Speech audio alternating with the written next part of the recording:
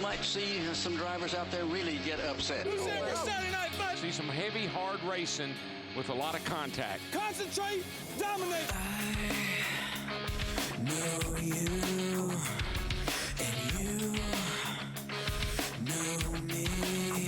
Forget what's Short tracks equal short tempers. You get inside that window, man, you take both gloves off. Struggling.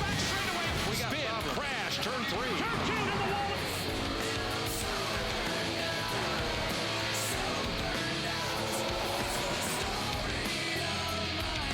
Oh, he turned it. No. 5 bars in the wall. There may have been an exchange of the old "you're number one" salute. I'm not worried about me. I'm worried about the guy driving the 18 car. And it's a birthday celebration. Light the candles and cut the cake. Yippee!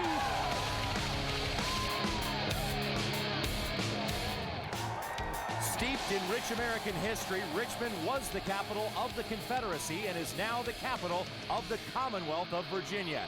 And it is also home of what many consider to be the perfect racetrack for a Saturday night shootout under the lights. The smoke is just clearing now from Kevin Harvick's win in Talladega, which put him back in victory lane after a long winless drought. But the second time, 4-time, got into his teammate, and that has had many talking this week. But Jeff Gordon is hungry, and this is one of his best tracks. But his teammate and rival, Jimmie Johnson, has won 3 of the last 6 here. But there are also many other great drivers looking to see victory lane for the first time this year. Too many to count and too many to name. So get in, strap in, and get ready for short track racing at its finest at the Richmond International Raceway. NASCAR racing since 1953. It started as a dirt track and has gotten better and better every year. Expect a capacity crowd on hand tonight to see some beating and banging under the lights. Hello, everybody, and welcome to NASCAR Race Day, built by the Home Depot. I'm John Roberts, he's Kyle Petty, and he is driver number 28, Kenny Wallace. Guys, here's what you got. You got short track racing on a Saturday night at the Richmond International Raceway, so basically, you got no complaints. Race fans, why is there only 80,000 fans here? Standing room only. Let me tell you why. This is the ultimate short track in all the U.S. Here's the situation, though. We have had 3 drivers dominate here. Jimmie Johnson, Kyle Busch, Denny Hamlin, Kyle Petty. Who's gonna beat these 3 drivers? They've been winning everything the last 3 years here at Richmond. I don't know. I read on Twitter where Darrell said it was going to be a Gibbs team or a Hendricks team or a Childers team. Watch this. He went out on a limb on that one, didn't he? He went out on a limb on that one. Narrow it right on down. But I'm going to tell you what, this is a great short track. 3/4 of a mile. There's only one other place like it in the United States. It's a very technical track, and we've heard people talk about it more so this week than any other week, how technical this place is. So you got to beat and bang a little bit. You got to lean on each other, but you got to hit your marks all night long. And more than half of the races this season have gone down to NASCAR's version of overtime. So you can look for that to happen tonight, and you can also look for a lot of drama in the end. For more on what's going on inside of the racetrack, let's go to Wendy Venturini and the pride of Emporia, Virginia, Hermie Sadler. Guys, take it away. Thank you, Johnny. We are in the old victory lane here at Richmond. Now we're going into our 10th race of the season. Believe it or not, this is going to be 10 races in. It's Saturday night racing. I love Saturday night racing. We're in your home state of Virginia, Hermie.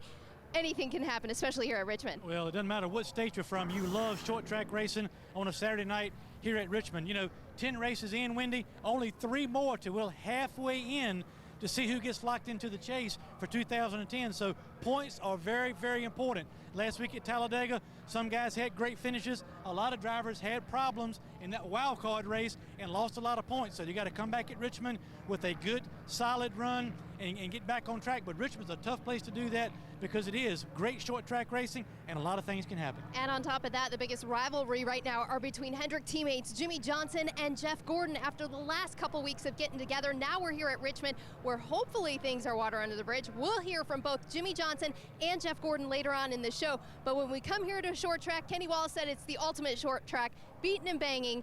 You were here in the nationwide race last night. What did you get a feeling for this racetrack? Well, a lot of this racetrack has changed. You see here, we're going to show you some Sprint Cup cars on this beautiful racetrack here at Richmond, but the racetrack has lost a lot of grip. You heard Kyle Petty talk about how technical this racetrack is, and he's exactly right. You had to hit your mark exactly right.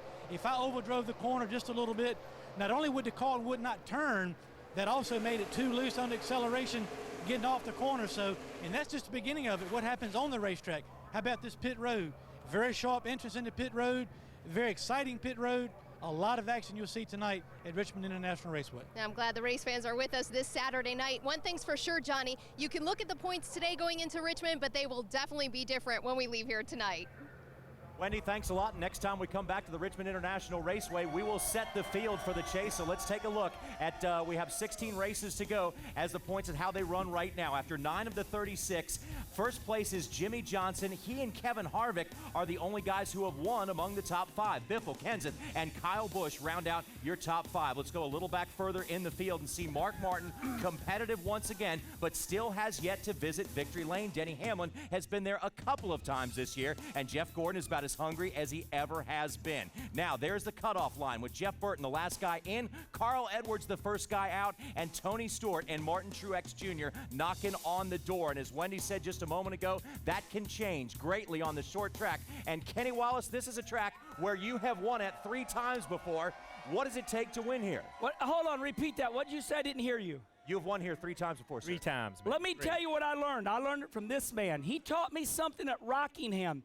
You got to drive in hard, but you cannot pound the brakes. You won so many times at Rockingham that I started paying attention to him.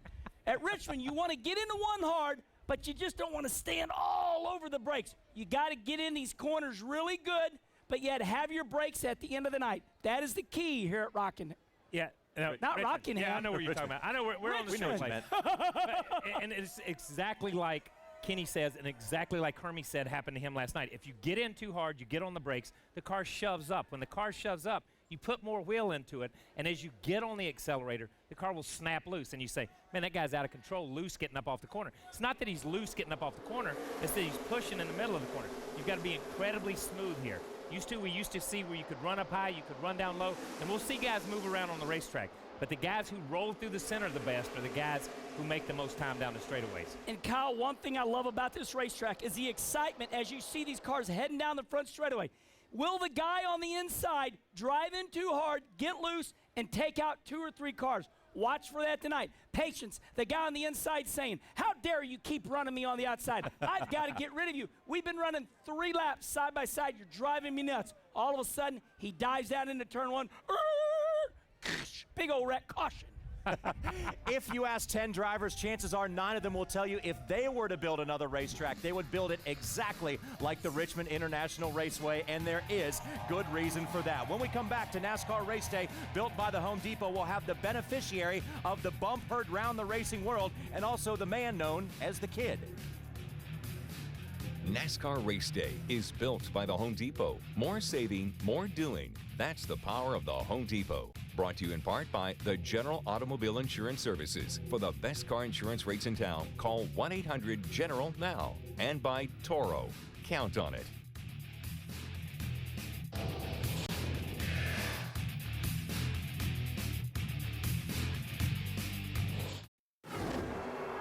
It was the bump heard round the racing world. May 3rd, 2008, Kyle Busch got into Dale Earnhardt Jr., and the beneficiary was this man. It was Clint Bowyer climbing out victorious, and you never knew that was going to happen until the very last lap of the race. Now, the number 33 is poised to get back to victory lane and maintain the championship form that he has had all year long. Let's go to Wendy Venturini. Thanks, Johnny. That's how you explain Richmond. It's unpredictable, so anything can happen. We've said this already. What are your thoughts going into the race? How's your car? We're here to win, aren't we? BB&T Chevrolet was fast in practice. I'm happy with it. I kind of messed up in qualifying a little bit, let the guys down. I think they had a car capable of sitting at least somewhere up on the front row. But, you know, a 10th place starting spot, that's a decent start for us. Things have been going good. You know, RCR's off a win last week with Kevin, and hopefully we can get BB&T Chevrolet, you know, back in victory lane at Richmond. It was a lot of fun, you know, winning our last race here, and just met the guy that's on the trophy for Crown Royal, so it'd be pretty cool to win this one. And that would be Heath Calhoun. Now talk about the move-in points. It puts you in the top 12 after your 7th place finish in Talladega. How important is it to gain momentum right now going into our 10th race? Well, we're getting into that grind. This is the grind of going through the summer months, preparing for that. Being able to just rattle off, a string of good runs is what's important right now. But to get that monkey off our back, get our first win for the 33 car would be huge right now. Everybody's been doing a good job in the shop. I think we're getting closer and closer, and Richmond just could be the night. What do you expect out of tonight's race? We call this a technical racetrack. Our practice was 90 degrees. Our racing's going to be much cooler tonight. What do you expect? Yeah, that was the biggest thing is, it was such a hot day yesterday, being able to practice in that and then having to look, ahead into tonight's race. Learned a little bit on what the car's going to do last night. Didn't learn a lot, didn't run very good, but I did, was able to see how the track's going to widen out, what it's going to take in the long run. It's just good. You're going to have to be able to rotate the bottom. You're going to have to be able to roll the outside, have a car that will, drive anywhere you want it to put it. And if it will, you'll be able to pass and stay up front. I think that's going to be key. All right, well, good luck for tonight. His poor qualifying effort starts him 10th for tonight. Hermie? Well, thank you, Wendy, and standing by with Mark Martin. Now, Mark, you hadn't won here since 1990. I'd say it's time you get that car back in victory lane. What do you say? I do, too. We've run really good here a lot, but just never been in a position to win one of these things since then. So this would be a good night for it. I'd like to get to HendrickCars.com Chevy up there in victory lane. The car's pretty strong. We're expecting the racetrack to come to us into the night. We shouldn't start off as strong as maybe some of them, but we really have the car tuned for what we think is going to really work out for us later on. This has been an interesting season for you guys. The last 3 races, you got 3 top 6 finishes in a row, but it seems like you guys come out of nowhere, towards the end, which you got to run, to the end and make good finishes. But I know as a group, you guys want to run better during the course of the race and get up there and contend for more wins. It's been kind of a strange season. We were really strong in California. Pretty good in Vegas, really good in Bristol, and really good, best car I've probably ever had in Martinsville. But we were off, in Phoenix and Texas and, and that kind of, and Atlanta too. So it kind of concerned us, but, we seem to be back on our game here this weekend. We've had good speed and, we've had things go our way in the last 3 races. Can't believe I finished Talladega. It's first time in I don't know when. So that was pretty cool. And, the season is different than last year, and but we're having fun. We're working on making fast race cars and trying to keep up with the competition. Everybody's getting better. And before we let you go, Alan Gustafson just signed a new extension with Hendrick Motorsports. I know a lot of details left to be figured out as who's going where and all that, but I know you love working with Alan Gustafson, and he brings a lot to the table at Hendrick Motorsports. He really does. He's an incredible guy, and he'll be crew chief on the 5 next year, and I'll be driving it. Well, that's a good news from Mark Martin and Alan Gustafson. They really work well together, and don't be surprised if you see Mark Martin in contention for victory lane here tonight at Richmond. JR? Hermie, thanks a lot. Now, had you watched NASCAR Smarts earlier today, you would have known that Mark Martin is the only driver to start the last 48 races at this track. That's an incredible streak. Last 48 races at this track. That's crazy. But one of the biggest things there for Hendrick Motorsports to sew up 2 guys like Chad Knaus and Alan Gustafson is just a bad sign for the rest of the competition. Well, anytime you can create continuity, meaning everybody on your team getting together, that's the biggest thing in this sport. Kyle, we've watched everybody rob, great team members from other teams, so it's got to be a plus. Stay together. And the key there is team. I don't care who the quarterback is, whether the quarterback's going to be Mark, whether the quarterback's going to be Casey Kane, I don't care. If you don't have receivers out there who can make the play happen for you, and that's what Alan does, that's what Chad does. These guys are really the guys that really make the team work. And you've got to have those guys in place and build around that. And if you can build around those 2 guys, drivers can come and go, believe me. But Chad and Alan are the guys. And to appreciate what these guys do, you got to go back to a long time ago when Joe Gibbs got into NASCAR. They said the crew chief is like the head coach in football. And Joe Gibbs goes, no. Head coach in football works his rear end off day and night throughout 6 months. He said the crew chief in NASCAR works his rear end off all year long, every day. They're some of the hardest working guys in the sport. To find a crew chief that puts his soul on the table and says, my wife, I'm sorry, I've got to go to the shop. Children, I'll be back. I hate to say it, race fans. You would think family first, but in this cruel sport of NASCAR auto racing where you're running 38 races, blood shootout, all-star races, You have to have a crew chief that has a sense of misery. Oh, I got to go to the shop. I can't leave. Those are the winning crew chiefs. I'm telling you, as bad as I hate to say it. They are the hardest working guys in the business. Also, Alan Gustafson and Chad Knaus are two of the smartest guys in the business. So congratulations to those guys on their contract extensions. Let's take a look at Truck Series points from the Camping World Truck Series. Timothy Peters is ahead of Eric Almirola by a mere 82 points, and that can all change in a hurry. Kevin Harvick usually drives a number 2 truck, but this weekend in Kansas City, Kenny Schrader is going to be behind the wheel of that truck, so you're going to want to tune in to see that, and this is the place to tune in to see it. The Camping World Truck Series on speed tomorrow. Trouble is a-brewing in the open plains as the world's toughest trucks head to America's heartland, and after a long break, these drivers are itching for some beating and banging. Don't miss the NASCAR Camping World Truck Series live from Kansas tomorrow at 12:30 Eastern, only on Speed. Race fans, in case you were wondering why this race is called the Heath Calhoun 400 presented by Crown Royal, it was a gesture on Crown Royal's part to put a race fan's name on the title of this race. But how they found Heath Calhoun, he was a member of the 101st Airborne Division. He lost both legs above the knee to a rocket-propelled grenade. He was instrumental in getting a Wounded Warrior Act passed through Congress, and he is also very, very active in Paralympics and also as a motivational speaker to other people who have lost limbs. And so that's why we salute Heath Calhoun and Crown Royal for a great gesture for putting him in this position. What a great way to celebrate a race, and also what a great race under the lights. You know, here at Richmond and just about every other track along the way, Junior Johnson made a huge impact on NASCAR racing. He is one of 5 inductees to the first class of the Hall of Fame. Let's take a quick look back at Junior Johnson's amazing career. With Ray Fox turning the wrenches and Junior Johnson turning the wheel, the Daytona 500 winning tandem were tough to beat.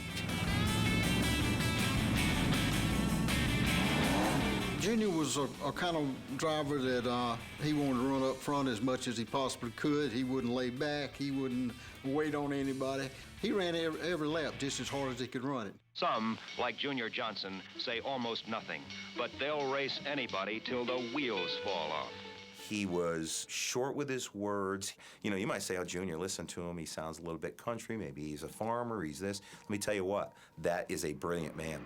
Well, I think I'll wait and see what speeds is going to be and how the tire wear is going to be and try to finish it. Because I think if you go out right at the start as cold as it's been here, no more chance we got to spread rubber down on the racetrack, you might have a lot of tire wear. He did a lot of things that people don't realize that he did. I mean, mechanically. He was an innovator. Maybe Junior's most celebrated innovation was a car that became a NASCAR icon, his infamous number 3 Chevy. Believe it or not, Chevrolet did not have a thing to do with that car. They told me, you can't make that car run with them boys. Everybody said you can't make a Chevrolet run. One thing that has helped our sport over the years is the fact that there is a lot of brand loyalty among the fans. And there's brand loyalty as far as the drivers. And certainly Ford and Chevrolet, the 2 top manufacturers in the United States, they wanted to beat each other, no doubt about that. That's according up to the Ford guys. If they want to run, we'll run. If they want to stroke, we'll all stroke. Ford and them fought that thing the rest of the year, and they never did outrun it. The 3 car was dominant, and people wanted to see Junior run it. When he entered a race, it was as if the crowd itself gained horsepower. I'm a little boy listening on my transistor radio in Owensboro, Kentucky. Now, I'd finally find a station, I'd be listening to this radio, and Junior Johnson in his Chevrolet is leading the race. It's Johnson barreling into the backstretch at better than 140 miles per hour. Everybody's finally figured out the big advantage Junior Johnson has is he has a 427 Chevrolet mystery engine. Wow, a mystery engine? Has anybody else got a mystery engine? NASCAR officials tried to declare the mystery motor illegal, but it passed every inspection. It'd have to blow up or something for them to win the race. Meanwhile, the Chevy engine, which wasn't supposed to last, has Johnson still in front. If it was a 400-mile race, he might be able to keep it together long enough to win. If it was a 500-mile race, you could bet in that last 100 miles, that mystery engine would come flying apart. The crowd jumps up. There's smoke trailing Johnson's car, and there were only 4 miles to go. The 3-car personified Junior's go or blow mentality. Of the 33 races he ran in 1963, he celebrated 7 wins and posted 21 DNFs.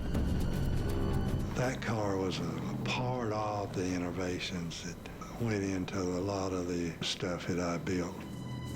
A guy in a Chevrolet, which nobody else had a fast Chevrolet, and they got a mystery engine, and his name is Junior Johnson, and he's a former moonshiner. Those are all kinds of fascinating things that would make any, a kid my age, and made him an instant hero to me. Junior's appeal was always his down-to-earth approach to life. The South was his home, and Junior always remained grounded to his birthplace. This is a place I like to come to kind of get away from it all, the hassle and stuff around the racetrack, and the tension and stuff's so strong, so you got to have somewhere that's sort of relax and get away from it all, and this is the best place I know. Everything that I've heard, from the cabin here to your philosophy on racing, it all goes back to keeping it basic, keeping it simple, and that seems to be the way Junior Johnson likes his life. That's true. I'm not one for the fancy, limelight of everything that's going. I just like the simple things in life, and when you speak of the cabin, there ain't nothing no simpler, and I ain't nothing I like no better. The day Junior Johnson announced he was quitting NASCAR racing as an owner, we drove up to his farm up in North Carolina, and you know what he was doing when we got up there? He was digging post holes. We got up there. The auger broke off of the post hole digger, and therefore after that, Junior just turned to us and says, well, we're going to dig a hole anyway. And then we went on to talk about his impact in the sport, but it was absolutely amazing, the impact that he had, and pretty much a shoo-in for the first vote of the Hall. Yeah, and I think so. I think it surprised some people who looked at the sport differently, but if you look at the ripple effect he's had on the sport, from his innovation, his mechanical ability, the people like R.J. Reynolds that he brought to the sport, the drivers that he brought to the sport. You look at Cale, you look at Darrell, you look at their relationship, and the crew chiefs like Jeff Hammond and Tim Brewer and guys like that. He still has an effect on the sport. Every Sunday, you guys have to turn on TV and listen to Darrell Waltrip and Jeff Hammond still talk, and they're here because of Junior Johnson. And you can blame Junior Johnson. You can blame Junior Johnson for that. Hey, Kenny, look at these numbers really quickly. 50 Cup Series wins as a driver, 153 wins as an owner, and 6 championships. A couple things about Junior Johnson. He walked softly, carried a big old stick. You know what I mean? He's one of them country talking boys like this. But there's such a generation gap. For all of you young people out there, it's about right now. It's about Kyle Busch and, the drivers, Jeff Gordon, Jimmy Johnson. But to appreciate any sport, whether it's Major League Baseball, the NFL, you got to look back, race fans. And I'm going to tell you what, I get goosebumps talking about this. Richard Petty, Freddie Lorenzen, Fireball Roberts, Junior Johnson, man, he ran moonshine. He ran moonshine, said, give me money so I can go racing. But I believe years later, he's got a great book out. I believe he was pardoned. Yes, and he didn't go. He was. So good for you, Junior. And now he's selling the moonshine legally. Yes, he is. Making pork rinds and hams. Nothing wrong with that. What a legend he was. One of the many reasons that we find this line of work so interesting is the fact that we see so many guys like Junior Johnson, and also see so many different racetracks along the way, like this track at Richmond. 400 laps of beating and banging coming your way tonight, but also something coming your way on Speed is a very special edition of a story about the King. Speed presents the story of the King, Richard Petty. See how the sport's all-time winningest driver became a legend. Don't miss the NASCAR Hall of Fame biography of Richard Petty next Saturday at 2:30 Eastern, only on Speed. Here in historic Richmond, Virginia, Monument Avenue memorializes Confederate participants of the Civil War, as well as Arthur Ashe, an international tennis star and Richmond native. Monument Avenue Historic District is listed on the National Register of Historic Places. It's the site of several annual events, particularly in the spring. Back in 1890, it was estimated 100,000 people came to see the unveiling of this statue, and it is very close to the Richmond International Raceway. So now to get you closer to the Richmond International Raceway, let's have Joey Logano take us on our Home Depot Hot Lap.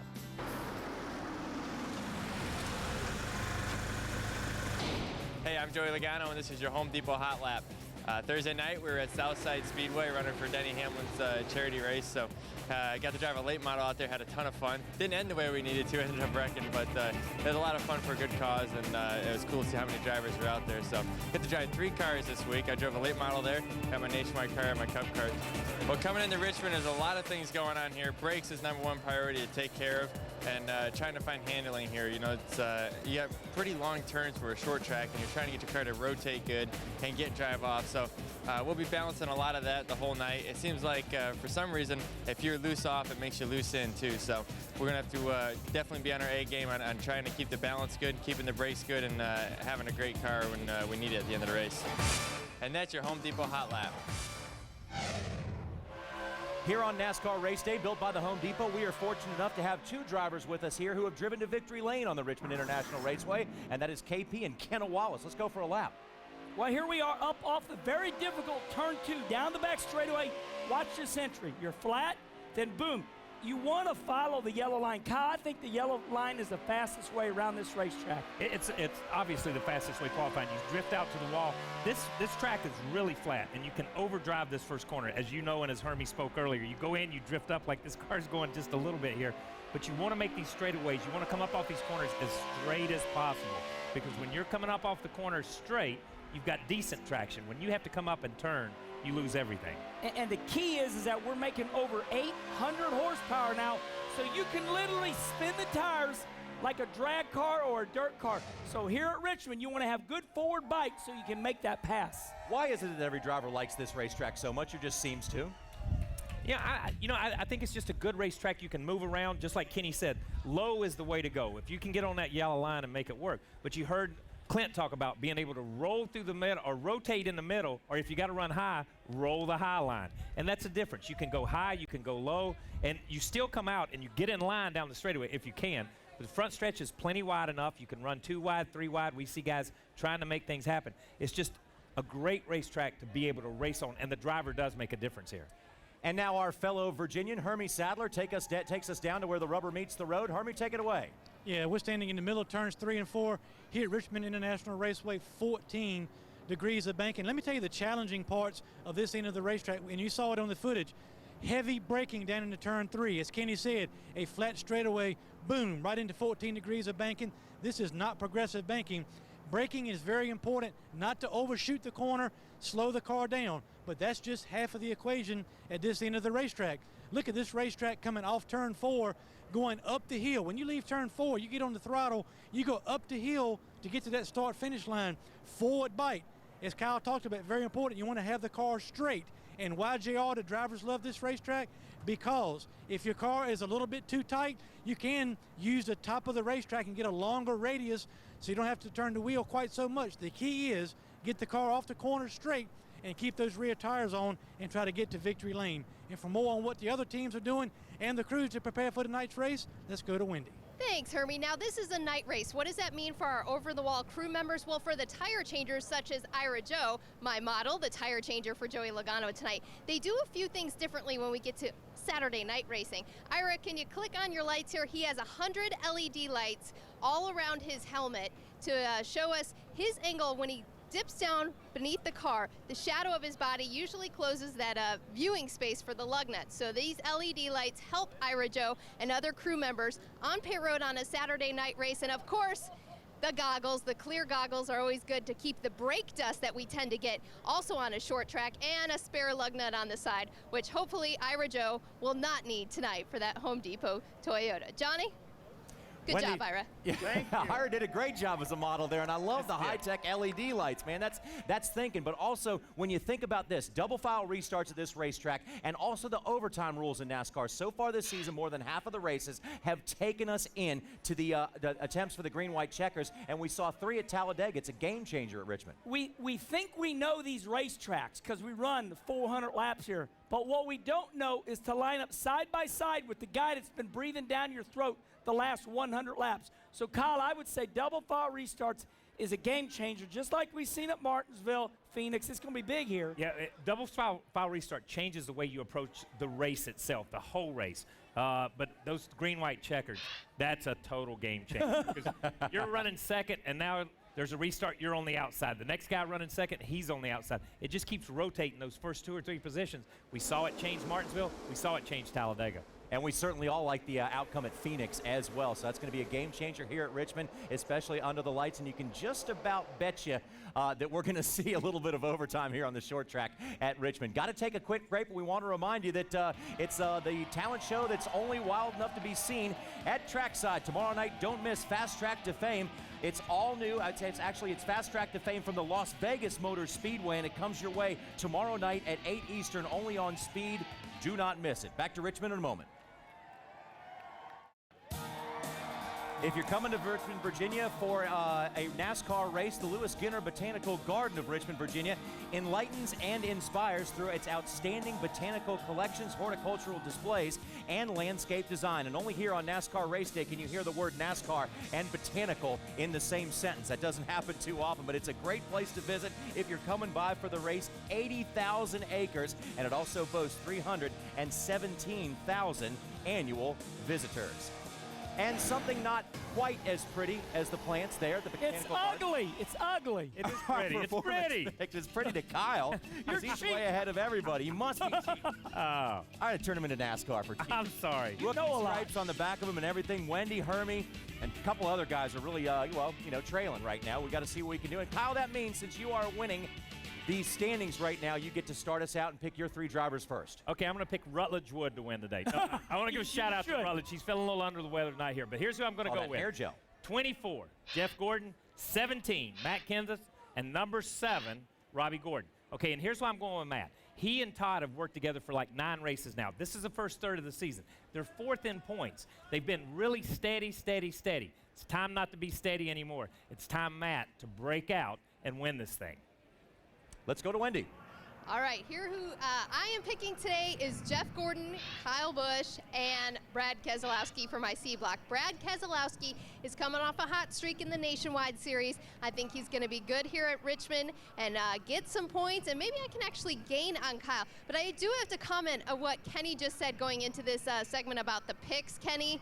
Remember when somebody else is leading, you always say, oh, I'm not really trying. So is that what's happening? You're really not trying right now? I'm getting whooped up on now bad, Wendy. I picked Mark Martin 2 weeks in a row and he fell out. I'm like, what's going on? Oh, we still love you, Kenny. Try again next week. I love you too.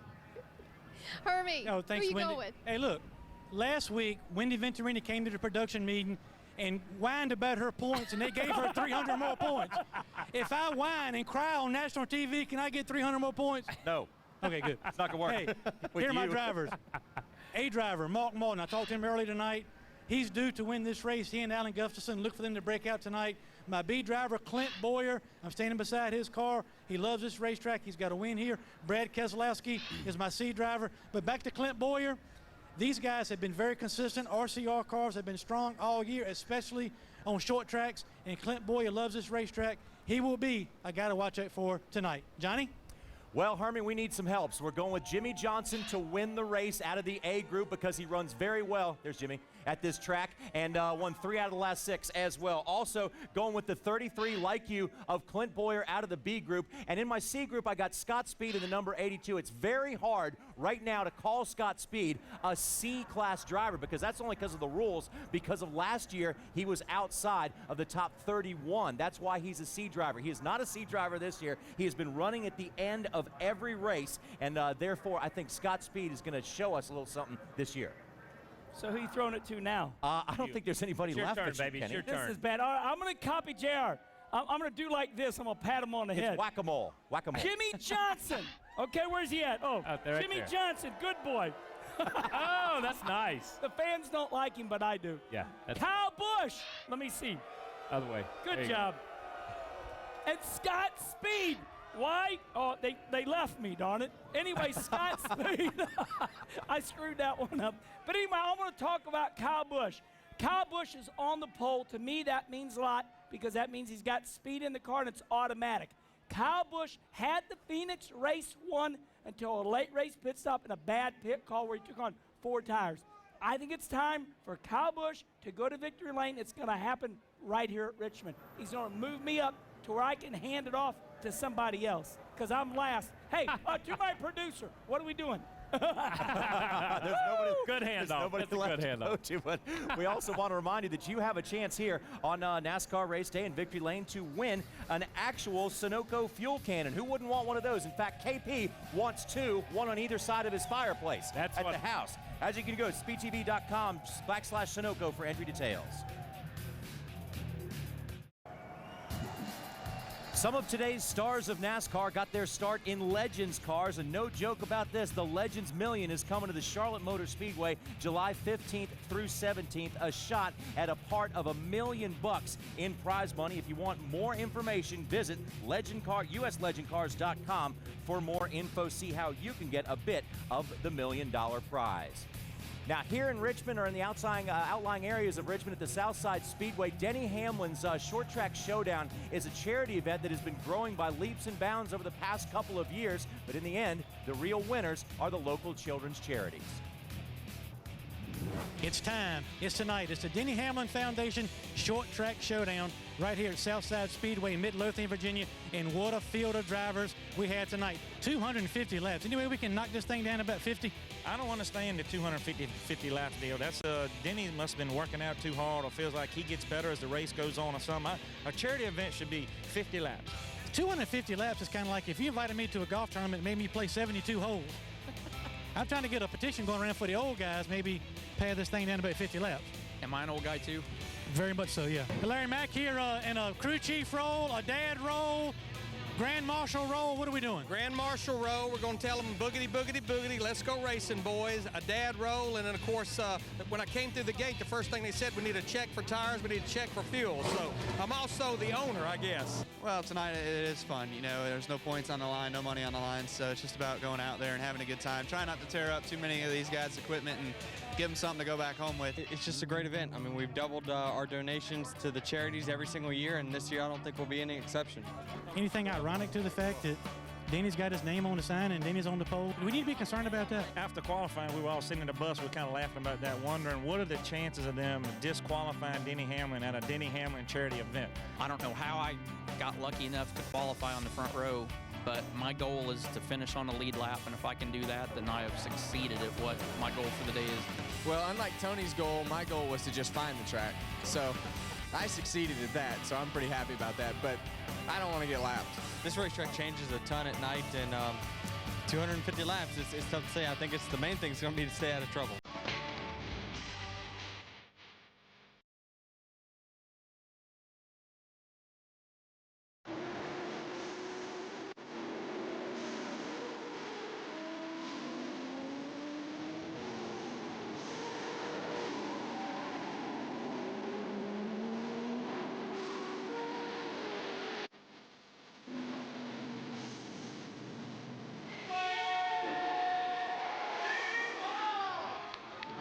This kind of finish and this kind of crowd support next year's got to be even bigger and better. Absolutely, and for all I can ask is guys like you showing up and your brother, and that means a lot then and goes a long way for our foundation in this race and making sure it stays strong. And we're definitely not on the downside. We're every year it just keeps getting bigger. And what a great night of action that was at Southside Speedway for the Denny Hamlin Foundation. Now, Kyle Busch said in his piece before the race, the goal is not to tear all these guys' equipment up. How'd that work out? I think he caused 11 cautions. He told me everybody that passed him, he spun them out. So, got to work on that kid. But how about, it was all for charity, but what a great race it was. You led just about every lap and had green, white checker like we are probably going to have tonight, but still a great, great finish, and the fans came out in big numbers. I tell you, there was some great finishes. The promoter side of me says, wow, what a great finish. The drivers and the competitive side of me says, dang it, I still have not won a race at that racetrack yet, but we'll go back and try to get them next year. And just can thank everyone for coming out to that event. That's been huge. Every year it just keeps bigger and bigger. I need to get some temporary grandstands to the end of that place for next year, but I tell you, it's just to see that many Cup drivers come out and help support, it definitely means a lot to me and the whole foundation. Let's talk about this race tonight now. I know you've won a lot of big races. Every time you win a race in this series, it's a big deal. But your win here at Richmond last time seemed to be, you could just tell in victory lane that, hey, I wanted to win at this racetrack. Yeah, I definitely do. The win here kind of just was a sigh of relief for us. You know, we came so close up until last fall here to finally break through. I think we've led 50% of the laps out of the last 2 years here. So today, I'm cautiously optimistic, but I tell you, we just struggled to find speed in our car all weekend. We've fought a tight race car. I've never really been this slow here at this racetrack before, so we just got to figure it out, and hopefully it's a trend that follows the course of this year. Usually when we qualify that bad, we race well. How do you expect this track to change from starting, kind of dusky and getting into the nighttime? What do you expect from the racetrack? Well, that's the one thing I am looking forward to is, at least the conditions in which we're going to race is nothing like what it was in practice. So it's much hotter, it seems like, during the spring than what I remember. So the conditions are different. We just got to make sure we have a car that's adjustable, because we know that it's going to change, especially after lap 200, and we got a tough pit selection. Well, it's been a fun weekend so far for Denny Hamlin and everybody involved with the foundation, and he would like to tap this weekend off with another victory here at Richmond. JR?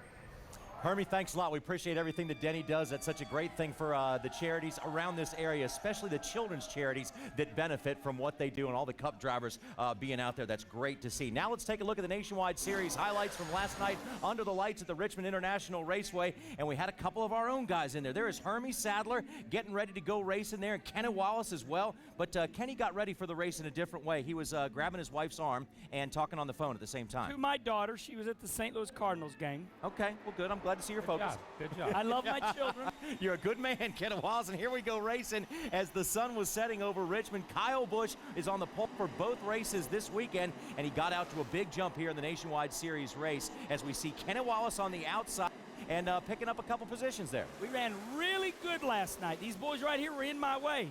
I was like, get out of my way. That's good. You had the Bubba Burgers on board, and Hermie Sadler did a good job as well. It was a good race, an exciting finish. You'll see here at the end, look at this.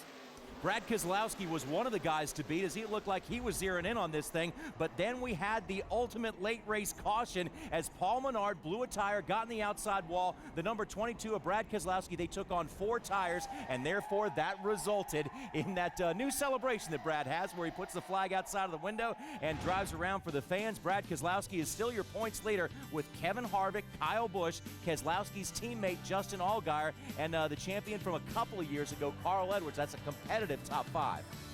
Strong series right now. There's a lot of great race car drivers below 10th in the points right now. Our car, we're 16th in the points, so we're holding steady. And Kenny Wallace finished 22nd in that race last night to hold on to that points position. There is a beautiful bird's eye view of this 3/4 mile racetrack. We're getting ready for 400 laps of short track beating and banging. NASCAR race day built by the Home Depot. We'll be back in a moment.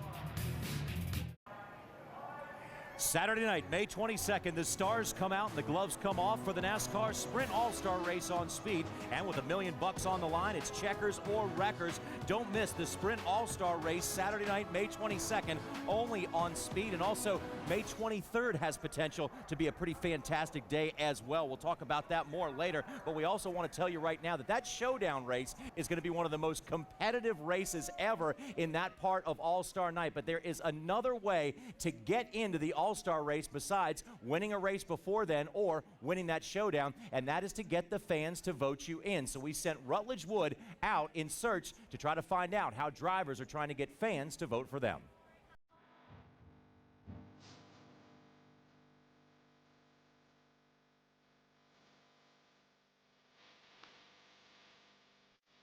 David, we've heard all sorts of guys doing crazy stuff if they get voted in. Have you given any thought, if the fans vote you in, what you might do? Well, first off, we're going to put on an awesome show Saturday night at Charlotte Motor Speedway. So that's the first thing we're going to do. So, I've heard other guys saying, hey, we're going to donate a portion of our winnings to a charity or to this or that. And so I'm going to make it official here today.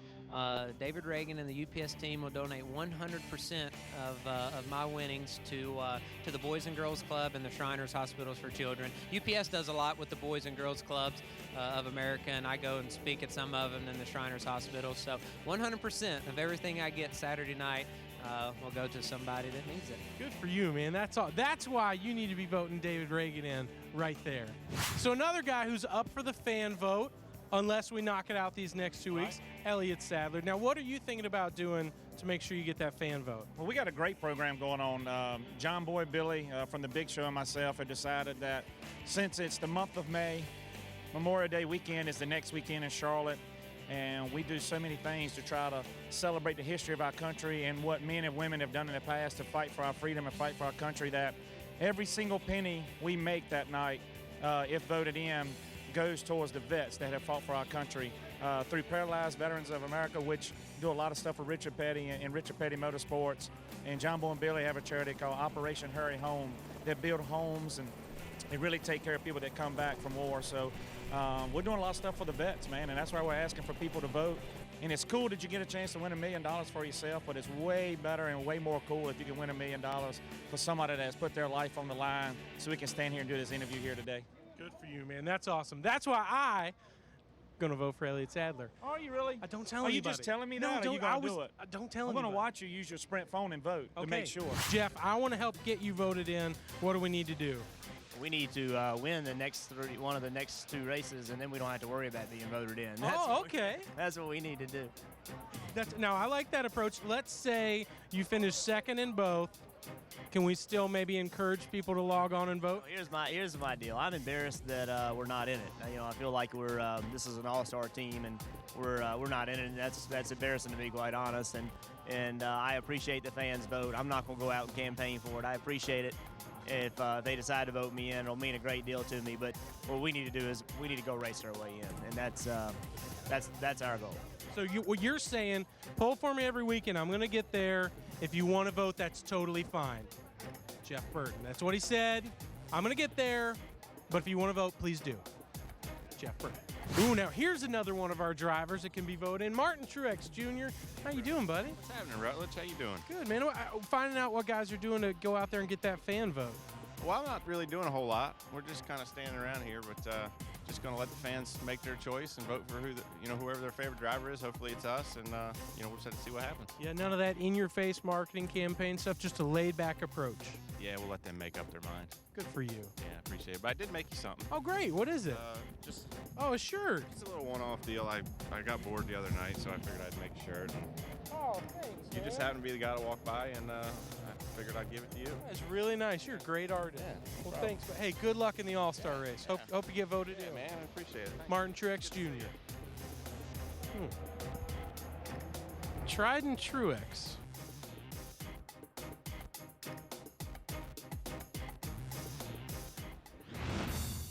Is that what you call a subliminal message? That was I great. think That that's was what we're good. thinking about. That was good. Look at the number of wins next to these guys who are going to be driving in the sprint showdown. Tell me this isn't going to be a great race, because you think the $1 million races records are checkers. Well, this is all or nothing as well. Well, I'm going to vote for who has given the most to the sport, and a person that is nice to people, and a person that doesn't think he's too good to be in the showdown. Who's that? That takes Jeff Burton out because Jeff says he's too good. He's embarrassed to be in that race. Did he not say that? He didn't say that, Kenny. He's a good Virginia guy, man. Come on. He said he was embarrassed to be in the race. No, he's not. I love Jeff Burton, man. I'm voting for him. Actually, I'm going to vote for all those guys so I don't get in trouble. But here's how you vote. To vote, text your vote or NASCAR to 7777 on your Sprint phone. Visit NASCAR.com or visit the Sprint Experience at Sprint Cup Races. Just another way you can get involved in the All-Star race. But mostly, we'd like to see you out there with us, because that race is going to be live on Speed. And what a great way to get involved and see a great race up close and personal. It's been so exciting over the years. And remember, this is the race that gave us the double file restart on every weekend in NASCAR. When we come back to NASCAR Race Day, built by the Home Depot, he's the original 4-time. He is the most recent 4-time, but they've bumped 2 times on the racetrack. We'll hear about how the boss sat him down for milk and cookies in a moment. Richmond, Virginia, rich in its history. This town has a lot to it, including one of the coolest short tracks in America. NASCAR Race Day is live from Richmond International Raceway. And NASCAR Nation is abuzz with the latest between teammates Jeff Gordon and Jimmy Johnson. Will it ensue today? I bet it will at this short track. Kyle Busch on the pole here at Richmond, his first one of 2010. He and teammate Denny Hamlin are looking to repeat their Richmond wins from 2009. And Happy Harvick, all smiles after his big win at Talladega. We're ready for 400 laps of short track racing action here on NASCAR Race Day live from Richmond International Raceway.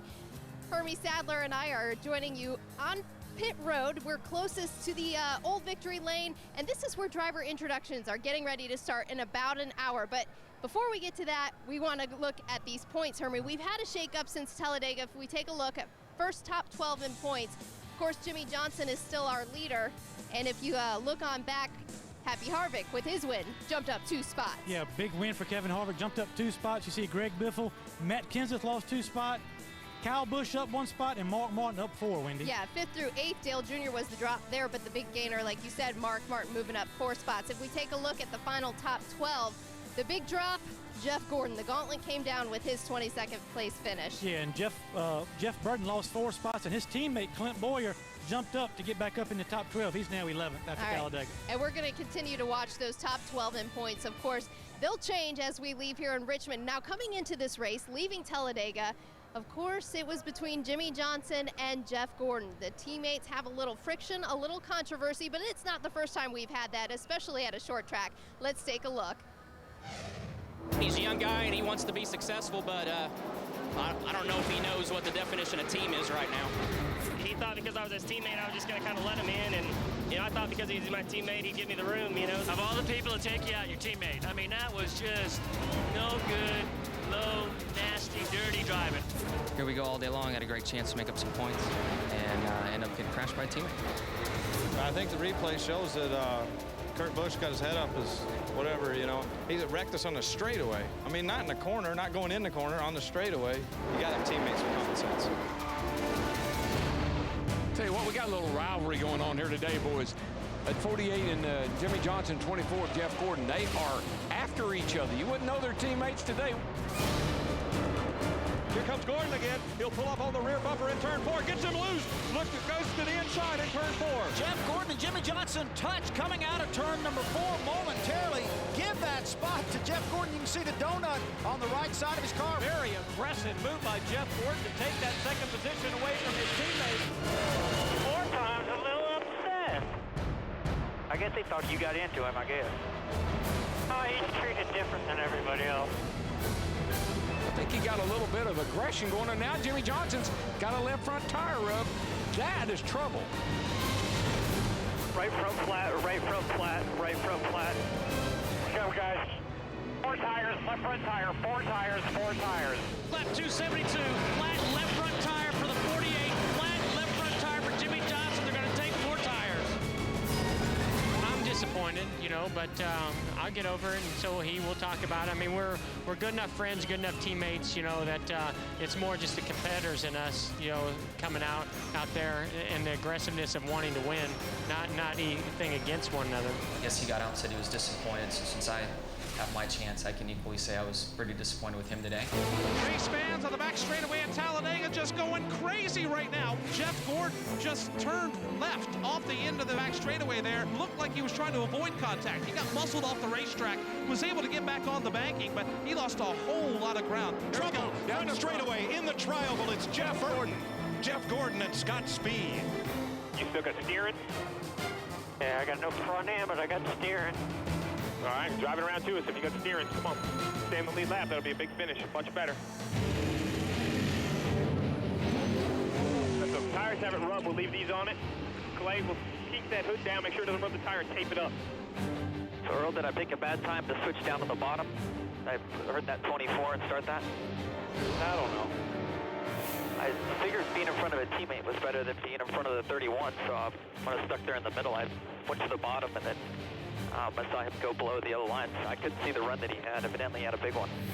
What a season it's been. They could have, maybe should have been in victory lane 2 or 3 times this year.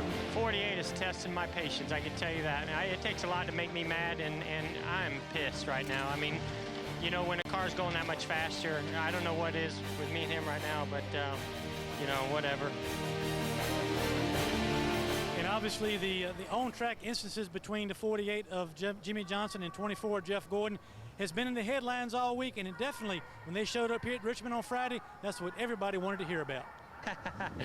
We had a good conversation this week.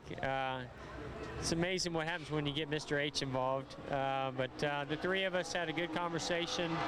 I think we all recognized what contributed to everything that happened in Texas as well as Talladega, and we laughed about a lot of stuff. Unfortunately, we've had magnets on our cars here the last couple of weeks. Things have happened, but we'll get through it and move on. We're both professionals, great teammates, and have a great boss, so we'll be fine. The most important thing is that all the communication that we have during the week and at the racetrack, what that contributes to our success as a group is too important to let a rivalry escalate out of control. We want those guys to be passionate about what it is that they do, and they're race car drivers, and if they didn't have the passion, they didn't have the desire to go out there and be competitive, it wouldn't be what we wanted anyways. He pleaded his case, I pleaded mine, and we both said, yep, it's all good, and we moved on. We still have to race. We can't act like we're not at the racetrack. We can't, just turn the hazard lights on and point each other by and not race and do our thing. So what we talked about for 9 years, we've been racing with no issues. We can do this. It's not a big deal. Last week was an accident, and we'll be fine. Okay, so the meeting they had between Jimmy Johnson, Jeff Gordon, and Rick Hendrick was a milk and cookies meeting, they called it. Is it water under the bridge? I don't know. I don't think so. I mean, what you've got two competitive 4-time champions battling it out on the racetrack. And the key thing is, Wendy, it's been a couple years since Jeff Gordon has had the speed in his car to be able to race with Jimmy Johnson consistently. But look, Rick Hendrick, fans may not know this, he's a racer. He's raced boats, he's raced race cars himself. What he wants his guys to do is battle on the racetrack, try not to wreck each other, but go for the win. But he's worried about, Wendy, this 24 and 48 shop, they have built a dynasty together, and he doesn't want the guys in the shop to start being divided because they work on the cars together. So that's the main thing. But you're going to see some hard racing tonight, and they start side by side tonight. Yeah, it could be that Jimmy and Jeff may be able to handle this controversy, but it does trickle down to the team members, and that can get out of hand. Johnny, we don't think this is going to be over. Beating and banging at Richmond, for sure we're going to see some more battling. Wendy, thanks a lot. You can certainly get some bent tempers and some bent sheet metals on the short track, but Kyle, you said it last week and you said it all week long. 2 run-ins does not a rivalry make. It's called a conflict. It's called being PO'd. That's what it's called, okay? And Jeff said he was PO'd. And look, I'm a little disappointed they had milk and cookies. What happened to the beer summit? I thought Obama had started the beer summit. I love you, buddy. Okay, let me just say. But here's the deal. It's not a rivalry. You've got 2 drivers that are just pissed at each other. That's how simple it is.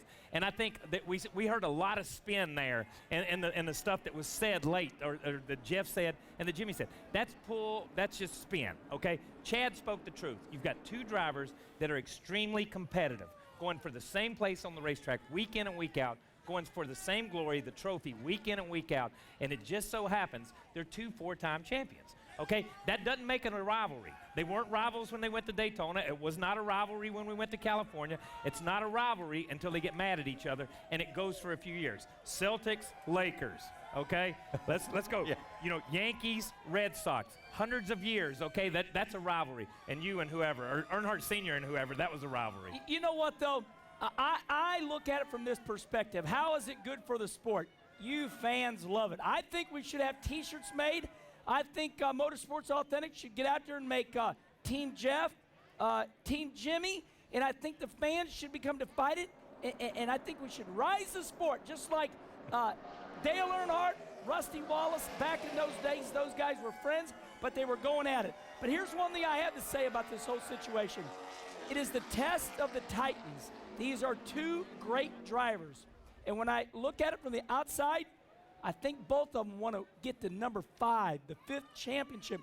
Who will be the first one to get to number 5? It's like, hey, we're both the teams, but my record's better than yours. I mean, these are great championship drivers.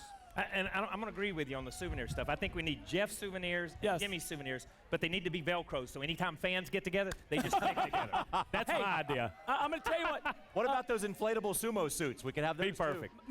NASCAR, I know you're listening to me because between them all, they all own the They all souvenirs. listen to you. Get the souvenirs out.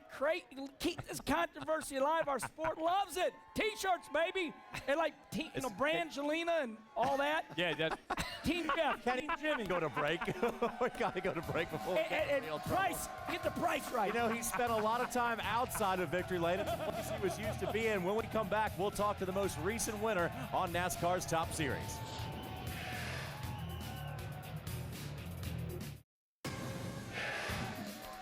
Richmond Flying Squirrels are a minor league baseball team in Richmond, Virginia. The team, which is part of the Eastern League, is the AA affiliate of the San Francisco Major League Club. They play at the Diamond, which is also formerly known as Paca Field. If you're in the Richmond area, it's definitely worth going by to visit the park and seeing some great baseball action. Here are a couple things that are probably pretty difficult to believe. First of all, you had to go back 115 races to the 2007 Daytona 500 to find the last race that Kevin Harvick won before this weekend.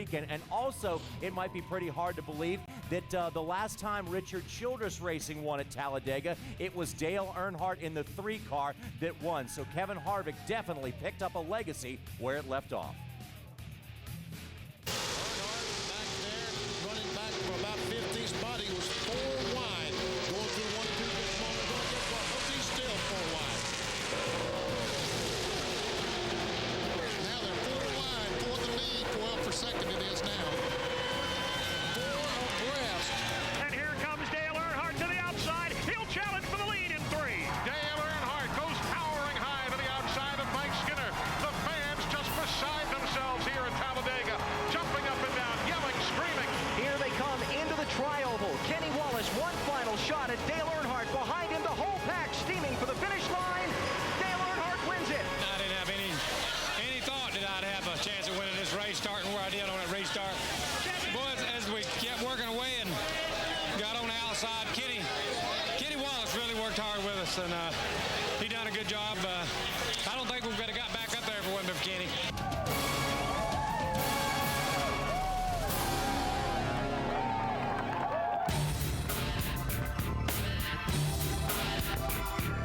I think throughout the weekend, a lot of people talked about going to the back, riding in the front, according to what happened.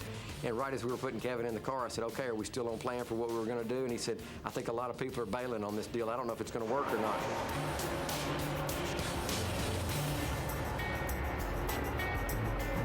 The 29 wants to know if you want to ride back there a little while or you want to go.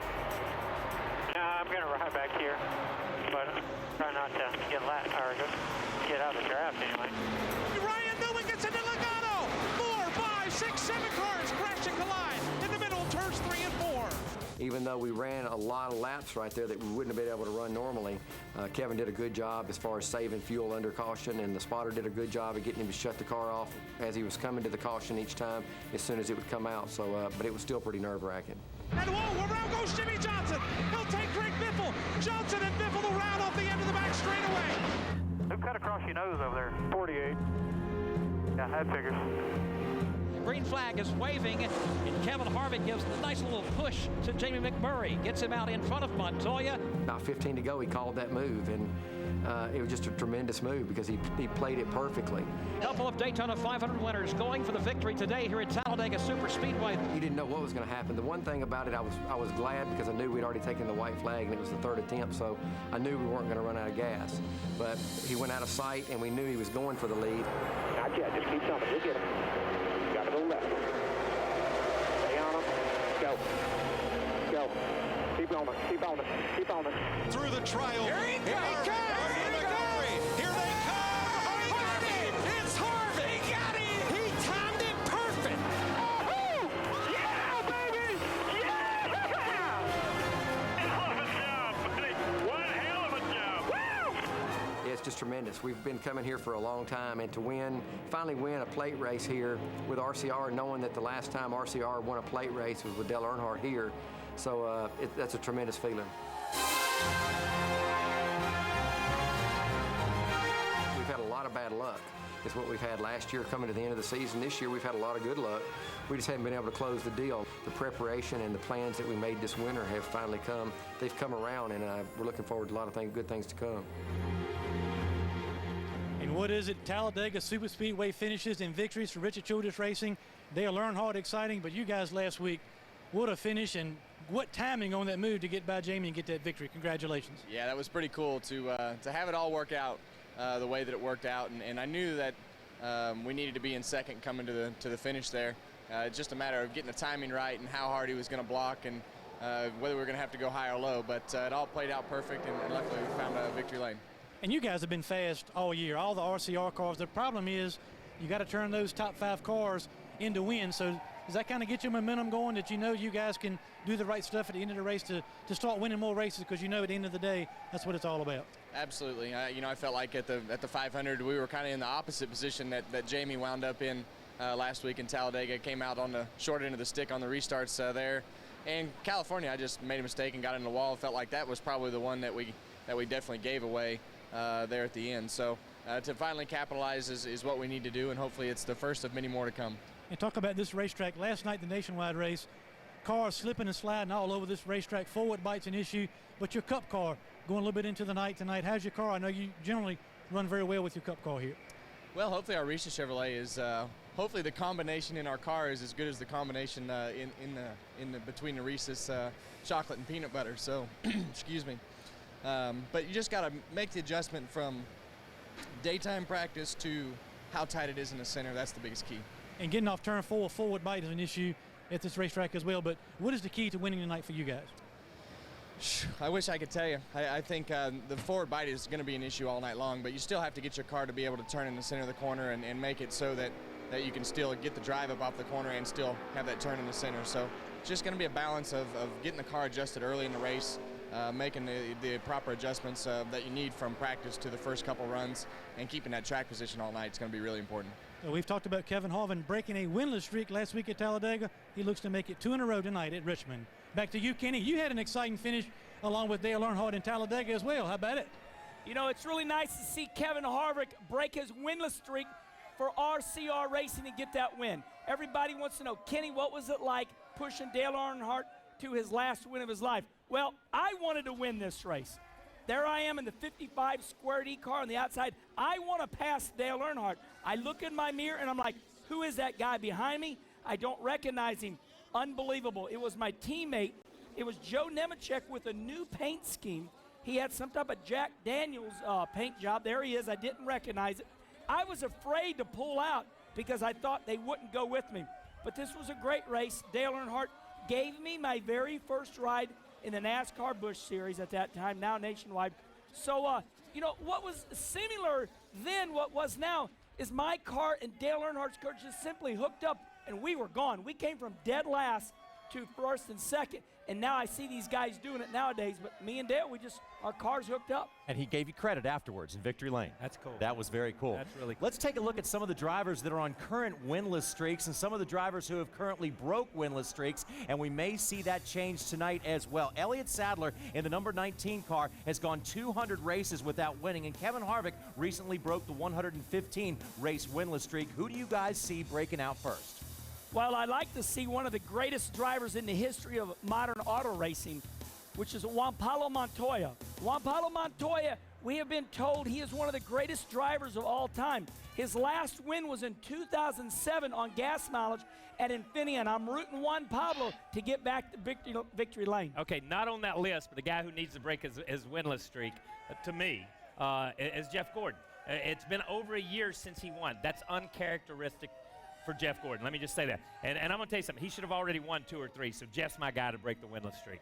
And you know, guys, that tells you just how hard it is to win these races. There's 43 that try every weekend, and only one guy comes out the victor. And if you want to get your NASCAR fix on the weekday, the place to go is the NASCAR Race Hub. And coming your way this week, you can get that fix, get the latest NASCAR news and information, and hear straight from the drivers and crew chiefs when they strap by the garage to hang out and talk racing. NASCAR Race Hub, presented by Hooters, tomorrow night at 7:30 Eastern, only on Speed. Welcome back, everyone, to NASCAR Race Day, built by the Home Depot. We're coming to you from the historic city of Richmond, Virginia, and also home to one of the best racetracks anywhere, and that's the Richmond International Raceway. Kyle Busch, in both races this weekend, is on the pole and will be leading us to the green flag this evening as well as last evening as well, and this is his 6th pole of his Cup career. Several points contenders are looking for their first win of 2010. Talladega was tough on Jeff Gordon and Jimmy Johnson, and everyone will be keeping their eyes on the Hendrick Motorsports teammates tonight as we go 400 laps of door-to-door beating and banging. But it was Kevin Harvick who cut a big chunk out of Jimmy Johnson's points lead with a very close, emotional win at Talladega just last week. Let's take a look at those points as we head into race number 10 of the 2010 season. Jimmy Johnson Johnson, your 4-time defending champion, is in first. Kevin Harvick, Greg Biffle, and Matt Kenseth out of the top 5. Only Jimmy Johnson and Kevin Harvick have won so far this year. Kyle Busch has yet to make it to victory lane, as does Mark Martin, Kurt Busch, and Dale Earnhardt Jr., but still solidly in the points at 8th. He looks like a mountain man. He's the man of the mountain sometimes. He can change his pitch. Denny Hamlin is a multiple race winner this year, and Jeff Gordon is hungry. It's been over a year since he's won, and Clint Boyer is returning to the site of one of his unlikely victories, but nonetheless a win. And Jeff Burton is one of those Virginia race car drivers that is very interested in scoring a win at the hometown track. Let's get you inside the racetrack now and join Wendy Venturini. Wendy? Thank you, Johnny. What happens when a driver works the wheel so much in the nationwide race he ends up in victory lane and he has to race today? Well, he decides to sit down and take a break. Brad Keselowski taking some weight off of his feet before we got to our interview. Congratulations on the win in Nationwide. You seem to be on a heck of a roll. How can it apply to tonight's race? Well, hopefully confidence and momentum mean a lot in this sport, and we have a lot of that going on for us. We've been running very strong with this 12 Dodge Charger. Got caught up in the wreck last week, but our performance has been there. We've been getting consistent top 15 finishes.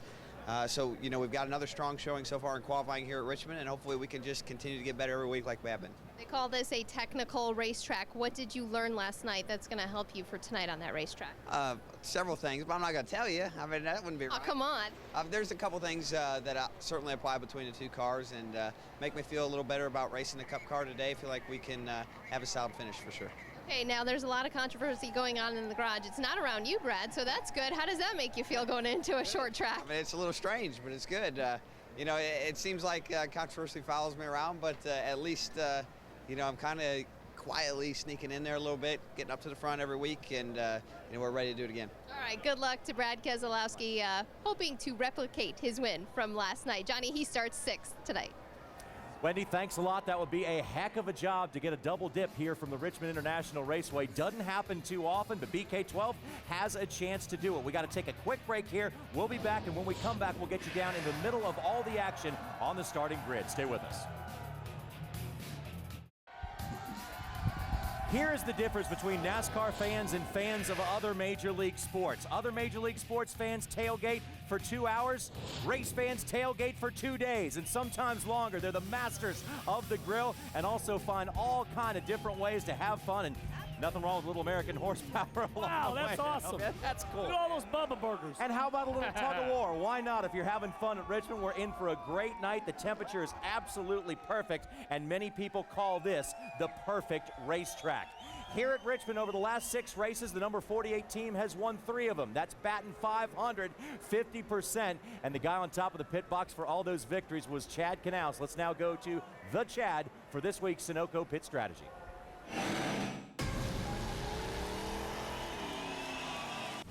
All right, guys, well, we all know short track racing comes with a lot of issues, especially here at Richmond at the night. You got to worry about your brakes, you have to worry about forward bite, but one of the things a lot of people don't really realize is the simple fact that we do all of our practicing during the day. The heat of the day. It's 85 degrees out when we're practicing, and we're coming here to race at the nighttime. When it gets down to 60 degrees, your race car is going to be completely different when the sun starts to set. This place is a very, very multi-grooved racetrack during the day, but once the sun goes down, it really starts to tighten up, and you may only have a groove and a half to 2 grooves that you're actually going to have to choose from. You can go about 105 laps on a Sunoco fuel run here, and tire strategy does come into play. You'll see a lot of guys try to get off sequence with the leaders to gain a little bit of track position. You're going to see some guys taking 2 tires, but at the end of the race, I can promise you, especially if it's a short run, track position is going to be key. This is a very difficult racetrack, guys, but it's going to be a lot of fun.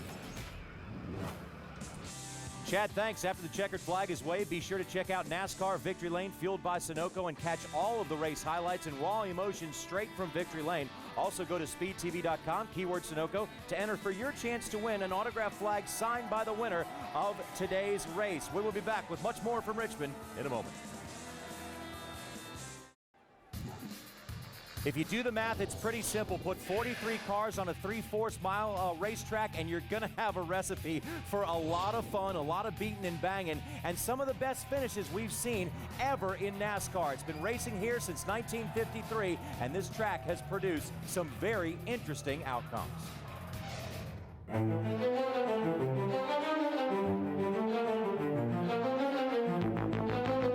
It's Saturday night short track racing under the lights. It's the most exciting track on the circuit. It's all about slipping, sliding, racing, and rubbing. So I don't think I've ever seen a dull race at this racetrack. How hungry do you think Tony Stewart is? Jimmy is not going to give it to him, but he wants these 10 points real bad. Jimmy Johnson comes down and wins it at Richmond. Come on, bring her home, Junebug. I believe you got yourself one there, buddy. Gonna stay up late tonight. Here comes Harvick, 3 wide, up the inside. Kevin Harvick with a spectacular move, takes the lead away. Kevin Harvick with a masterful move. Tony Stewart wins at Richmond International Raceway. Becomes the first rookie in Winston Cup racing to win since Davey Allison. Checkered flag goes to Denny Hamlin. Good job. Good job. Happy for you. Finally. At the line, Rusty Wallace records his second victory of 1989. Kurt Busch wins at Richmond. Way to go, boys. Gordon heads for the inside, coming off corner number 2, down the backstretch. Jeff Gordon pulls alongside, but Burton inches ahead as they move through the third and fourth corners. They're coming to the line for the win. It is Jeff Burton winning over Jeff Gordon. What a great race. Here's Waltrip, keeps him straight, but he keeps on tapping. Now Waltrip on the inside. Side by side. Down to the inside. Oh! 4 cars, there it goes. There's Bodine into the fence. Joe Rudman spins around. Who's going to win the race? Where's Kyle Petty? Caution is Kyle out. Petty's going to win the race. 397. I think Kyle's going to take it home. Checkers are down. Kyle Petty has won it. His first Winston Cup victory. Wild finish here at Richmond. There is well over 100,000 seats here at Richmond. They're all empty right now because they're all standing up. Look at them right here, though. Whoa! Wide off turn 2. That can't work. Way to do it, babe. That's the way to do it. Come on. Side by side for the lead and the win here at Richmond. Fender out in front for Junior. Busch is there. They make contact. Junior goes around. Busch collects Junior. Junior pounds the outside wall in turn number 4. And Clint Boyer comes out as the race leader with 2 laps to go. Clint Boyer's going to take it to the bank. He wins in Richmond. What a wild night. When you get down to 10 to go, you get inside that window, man. You take both gloves off. And that's what you get at a short track like Richmond International Raceway. Now, Brian Vickers, remember last year coming to Richmond, heading into the chase, everybody said Brian Vickers will not make the chase because he cannot run good at Richmond, and you ran great at Richmond and made your way into the chase. Can you repeat that and improve on it a little bit tonight? Yeah, I believe so. You know, we learned a lot. You know, Red Bull Racing never really focused a lot on the short track program at the beginning because there's not that many of them. And over the past year or last year, we really put a lot of emphasis on it and learned a tremendous amount. And it really paid off for us at Richmond here last year. You know, we had a good run at Martinsville, Bristol this year, so hopefully we can carry that into this race. And you guys are known as, you know, mile-and-a-half racetrack kind of guys. How do you convert that consistently, or what has made you a short track program get that improvement? Because to be a champion in this series, you got to run good everywhere. Yeah, you really do. You have to be consistent everywhere you go. And a lot of it's just taking the time and the attention to emphasize on the short tracks. You know, we, as a new program, there's so many big tracks, there's so many mile-and-a-halves, you tend to shift your focus towards the majority of the racetracks, and that's what we always did. But then once we kind of felt confident in that, we really shifted our focus towards the short tracks and really wanted to improve that program, and since we've done that, we have. And talk about tonight's race, obviously 400 laps, and you know, that goes by pretty fast, but this racetrack can be a tough one on driver and equipment. Yeah, it really can be. I think it's a track that a lot of the drivers enjoy. It's fun. It's fast enough that you really get a sensation of speed. The fans get a good sensation of speed, but it's still short enough that you really get to get in there and race and root and gouge the racing that a lot of us grew up doing. So we're excited about it. It's a great race. 400 miles, I think, is a perfect distance for this racetrack, and hopefully it'll be a good race for Heath. And these guys have been fast on the racetrack. They just need to get the bad luck out of their system and get their car back up front. They look to do that tonight here at Richmond. Johnny? Hermie, thanks a lot. Now, this might be overanalyzing a little bit, but it's never stopped us before. The next time we come back to this racetrack, there's going to be guys like Brian Vickers who are going to have to race their way into the chase or perhaps not race their way into the chase. So how much more important does that make this trip, or does that matter at all? This racetrack here at Richmond ends up being the most important race in the whole year. And let me tell you why. because this is the last race before we go into the chase. I remember great stories like Jamie McMurray. He blows a motor with 3 or 5 laps to go, doesn't make the chase. I remember, everybody, it always comes down to this race. Brian Vickers, Kyle, there's so many more that I can't remember, but I know it's always this racetrack. Yeah, and you say it's this racetrack, and we all do, and you like to do that in the media, but really the guys that don't make the chase, they missed it at Texas 2 weeks ago. They mixed it at Daytona in February. And really you do, because that's the way the points add up. But the thing is, this racetrack today becomes critical to build your book. Just like in other sports, in pitching, where a pitcher builds a book on what a driver or what a batter likes, inside, outside, and pitches away from him. A driver will build a book, and a crew chief will build a book, so they know what the racetrack was like in the spring, so they know kind of what to come back in the fall. Racetracks are always different, but if you can get in the ballpark, it's a good place to be. You know what happens, and Kyle, I agree with you, but inevitably, people say to you, you must win this race. You must lead all the laps. Jeremy Mayfield comes here. He's not going to be in the race for the chase. Jeremy Mayfield, you must lead the most laps and win the race, and he does it. Yes. Richmond comes down to that. You have to pull it out, and it's got to be done here, so this race builds excitement. That was absolutely incredible when that Remember happened that? a couple of years ago. You know, the way the points are looking right now, we could see that again this year, but we still do have 16 races after this one before we get back to the cutoff for the chase. When we come back to NASCAR Race Day, built by the Home Depot, we'll get you down on the starting grid and see what the drivers have to say before heading into tonight's race.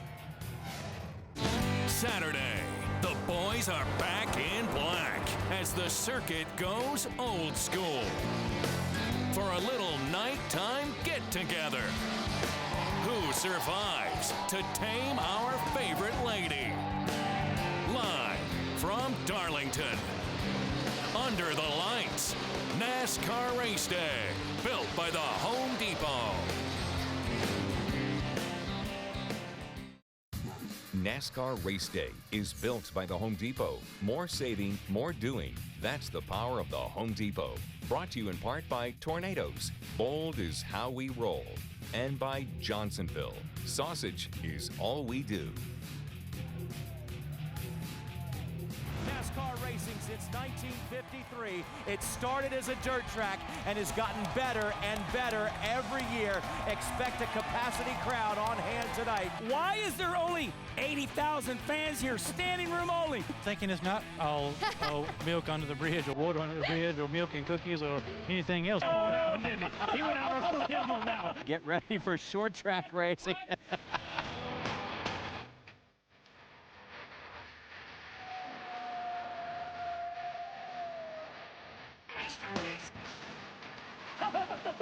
Oh my God.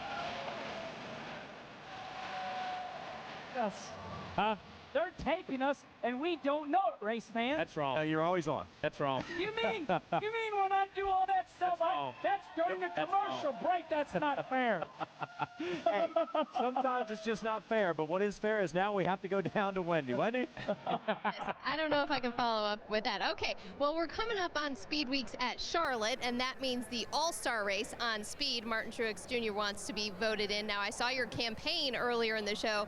That's quite the effort you guys got going on. What effort? I didn't think we were doing a whole lot. Just trying to get some people to help us out, that's all. All right, now another thing that you're doing, your girlfriend Sherry Pollux, who owns Lavender Boutique, is doing a charity event, and it's called Catwalk for a Cause. So rumor has it that you are going to walk the catwalk for charity, modeling clothes. Is this accurate?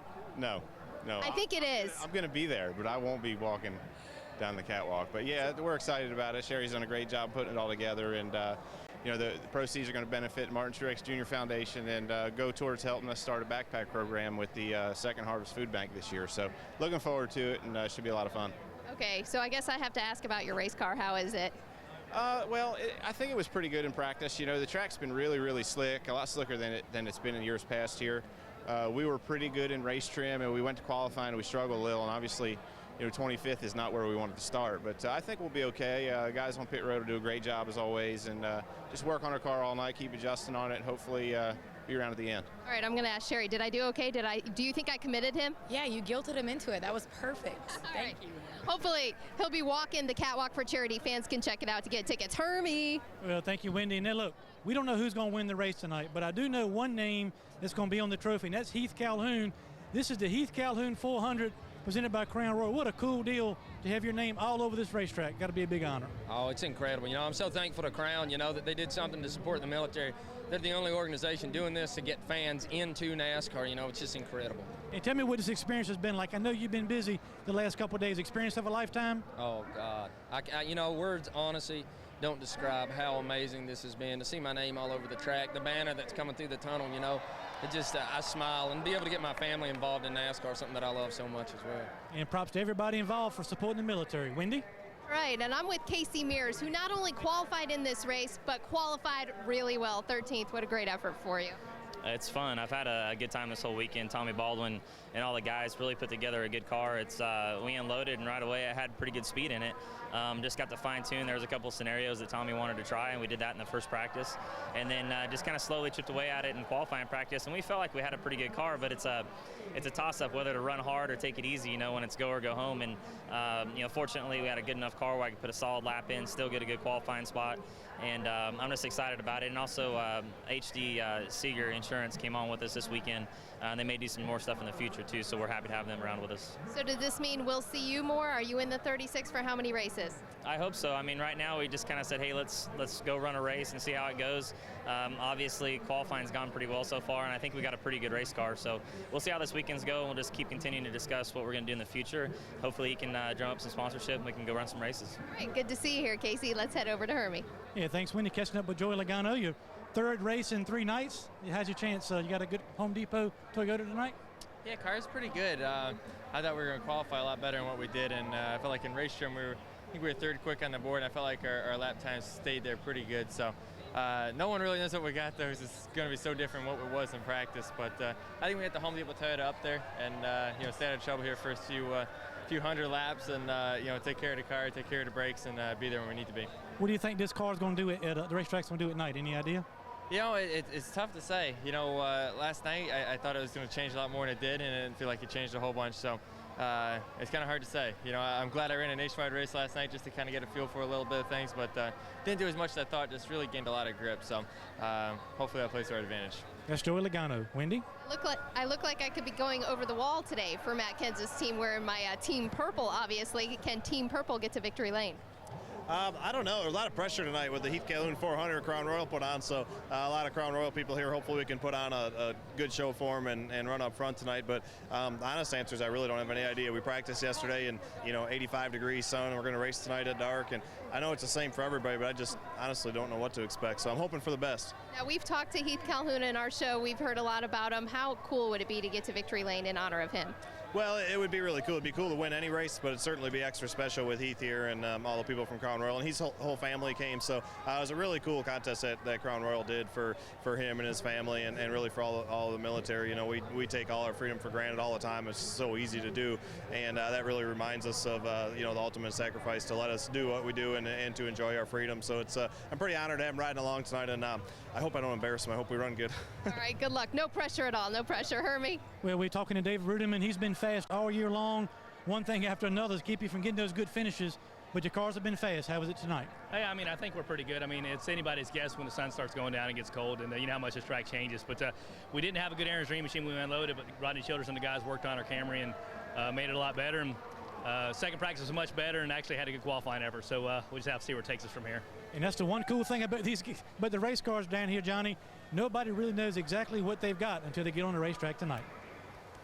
But one thing we do know about David Rudiman, he will start on the front row up there with Kyle Busch. Great qualifying effort for him, and anything can and will happen at Richmond. Anything can and will happen. So this is my final thought, and then it's all you. I'm going to pull a Kenny Wallace on you, okay? Here's the way it is. Saturday night, under the lights, okay? Have at it, boys, because NASCAR says it's all right, baby. And whatever they want to do. Watch the brake rubbers. They're going to be glowing, and the driver's going to go, oh, sorry, I didn't mean to wreck you. Well, let's have some milk and cookies. Hey. I know you didn't mean it. We're teammates, buddy. You We're wrecked teammates. me, Kyle Petty. No, That's what's going to happen tonight. Talk to us, Mr. H. I'm not going to have anything more to do with you two after about 10 more seconds here. Join us tomorrow night for NASCAR Victory Lane, fueled by Sunoco at 8, and enjoy the Richmond race.